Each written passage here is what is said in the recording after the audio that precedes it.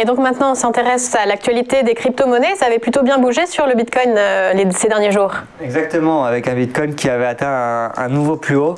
Là, on le voit au graphique, depuis qu'on a cassé les 20 000 $, tout s'est accéléré sur le Bitcoin. On a atteint un plus haut à 24 000, un peu plus de 24 300 $. Et après, on est venu corriger ces derniers jours après cette forte hausse. Un Bitcoin qui est justement tiré par les nouvelles des institutionnels qui arrivent de plus en plus sur ce marché. On a Michael Saylor de MicroStrategy qui se fait justement évangéliste de la technologie depuis quelques temps. Et on a eu de plus en plus de grosses banques et de grosses institutionnelles commencer à s'y intéresser. On a par exemple là dans l'actualité, on a Jefferies récemment qui a annoncé qu'ils allaient allouer une partie de leur allocation sur l'or, donc 5% en Bitcoin.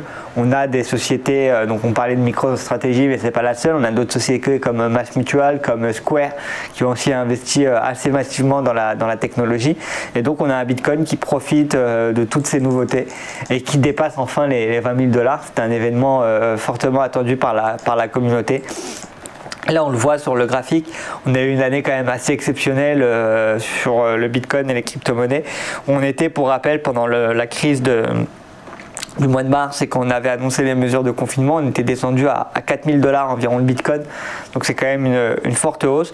Et ça entraîne avec lui toute l'industrie.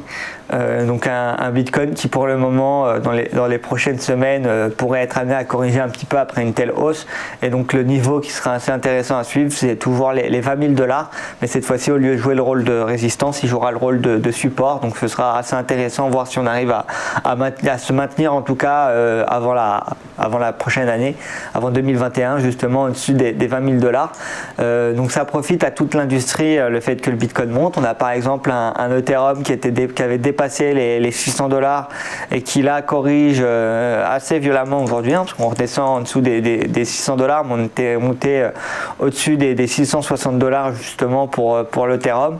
Et pareil pour les autres cryptos, on avait un Ripple qui était monté au-dessus de 60 centimes, qui a amené à corriger, là qui perd 12% ce matin. Donc on voit quand même qu'il y a une correction qui commence à être assez importante au niveau des crypto-monnaies après ces derniers jours de hausse.